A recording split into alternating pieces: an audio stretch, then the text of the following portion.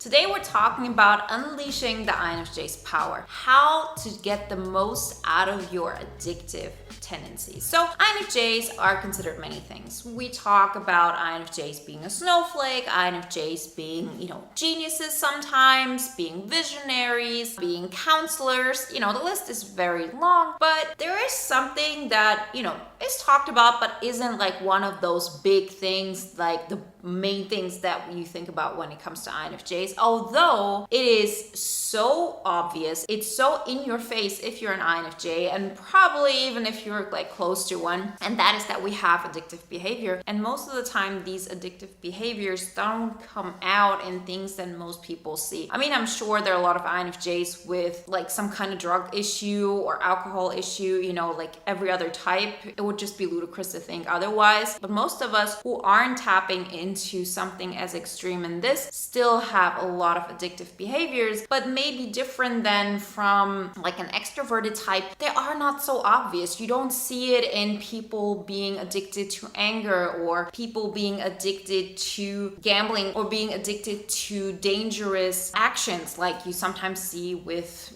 sensors or people with SE in their system on a higher level. But still, these things, like if you think about it, they have caused me the biggest pain in my life, but also the biggest transformations. And those are the things I also see when talking to my clients. Those are the things I see when we talk about it in bootcamp. It's really something that is worth talking about, because once you understand these tendencies, they can be one of your biggest assets. They can be the reason why your life changes from barely surviving to thriving to such an extent you never thought possible. And that's what we're going to talk about today. Before we get started, remember to download the poster if you haven't done that so far. It really helps you to get those juices going, to get that process within you. The 5 pillars are really tailored to INFJs to start that process of transformation. The steps might look very basic, but they're not. They're really going to push you out of your comfort zone. They will give you energy, and they will guide you in the right direction to transform your life. And remember, if you want to go even deeper on the 5 pillars, then join the INFJ Epic Life Bootcamp. Right now, we have a waiting list because we're still in our current bootcamp round, but the next one is starting in January, so be ready. It's the perfect time. New year, new you. Let's make it happen. So join the waiting list so you know when this thing is going live, and you can join at the early bird rate. That's even the best thing. Like always, the information is in the description. So back on topic, what are those most common addictive behaviors that most people are not able to see? Well, their projection, their daydreaming, their stubbornness. And I think most INFJs have a problem with this concept of projection, because it seems like people project onto me. People think that I'm something that I'm not. And this is true in a lot of cases. We've talked about this more than once, that we as INFJs invite this just by us loving to be observers, by us making space for others. We by nature allow people to project on us. Like, it really takes effort and commitment to get to a place where people are not really projecting onto you all the time. But that, my friends, does not mean that we don't project ourselves. We just do it differently. Our kind of projection goes back to the fact that we don't really test things out. We have this image of, oh, that person would like me if they would just know me better. That situation would work out if I just had some kind of luck in some way. If my boss would just recognize what kind of effort I put into this. Reason for that is that our mind just loves to,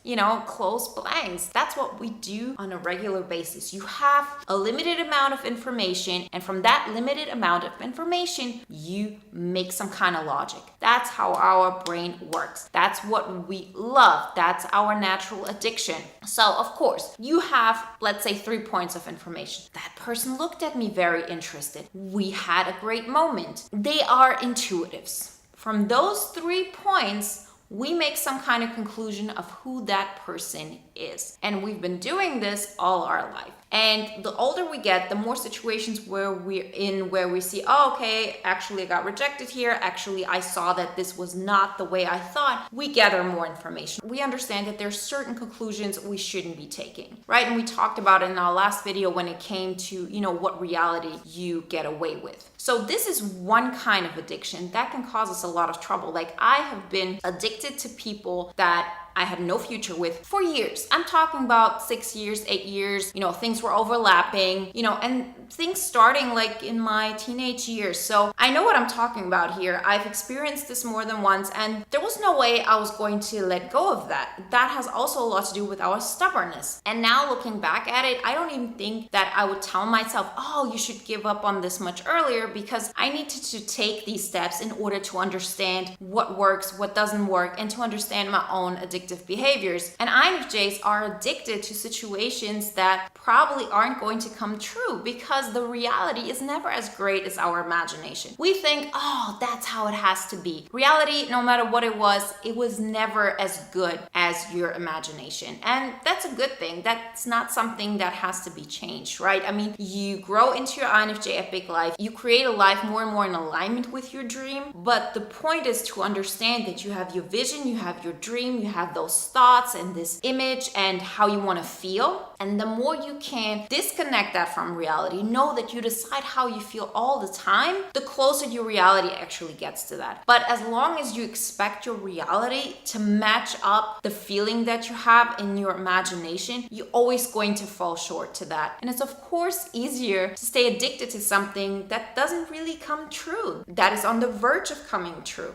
And this is not just a question of situationships or, relationships. It can be about creating your entire life. We also, in combination to being stubborn, to having those daydreams that are not leading us anywhere, to having those projections, we also are addicted to dissociation. Because if the reality doesn't match up with what we want it to be, guess what we do? We just stay in our mind. We just listen to music that gets us back into the space where we want it to be, that gets us back to this place where our thoughts of how it could be still exist. But that's a really slippery slope, because you get to a place where there's such a big discrepancy between reality and that imaginary world that the crash is that much bigger. Because at some point you are always forced to look at what is reality. Remember, reality is the thing we can get away with. And if you cannot get away with some kind of imagination in your mind because your reality shows you over and over again, well, no, that person doesn't really like you, because they have shown you now for the 15th time they're not interested. You cannot have a career in that company because now for the 15th time you've seen that nobody there believes in you, nobody understands you. At some point you have to face the facts, and that is extremely painful, but it's also like, the best thing that could happen very often. I always encourage all of you not to take it so far. We don't want to go into those extremes of I need to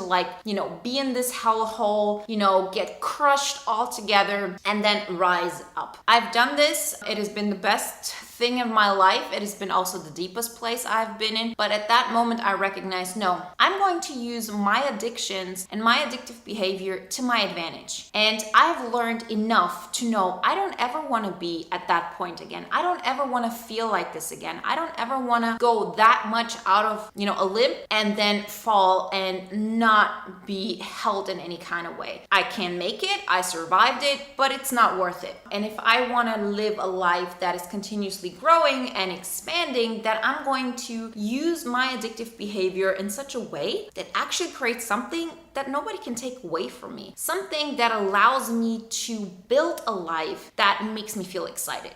Something that I'm in control of. Life is 20% what happens to you and 80% how you react to it. I completely believe in that. And I wasn't like this all the time. This is just experience. And, I always tell you these things. This is not just something that I see from my own life. These are things we've worked through, in one-on-one sessions with my clients. These are things I see in boot camp every single time we talk, because they are working. There's this quote that, floats around the internet, and very often it says it's by Einstein. I don't even know. I don't think that is. But the point is, you probably have read it somewhere. And that is, if you want to live a life of fulfillment, and I might misquoting it here a little bit, but if you want to live a life of fulfillment, then don't tie your life to a thing or to a person. Tie it to a goal. And as I said, I might not set it right, because having a goal, let's say I want to win an Oscar, it is still very specific. If you have that and you cannot achieve it for some kind of reasons because it's not completely in your control, it's also not something that you should tie your life to. But what I know I can tie my life to is finding my happiness. I can say I want to tie my life to living that INFJ epic life. I'm tying my life to creating something that creates a better world, world for everybody that I come in contact with, but is still in alignment with who I want to be. And that's the thing that changed everything. That's the moment when I said, I have to choose me. I have to say I'm creating a reality that has to be completely independent. If person A, B, or C believes in that, I have to believe it. And I have to go out in the world and share it with people who benefit from this as well. They can benefit from my energy. They can benefit from what I have to say, whatever it may be. And that can be the thing I get addicted to. That can be the vision. That can be the stubbornness. That can be the thing that I can hold on to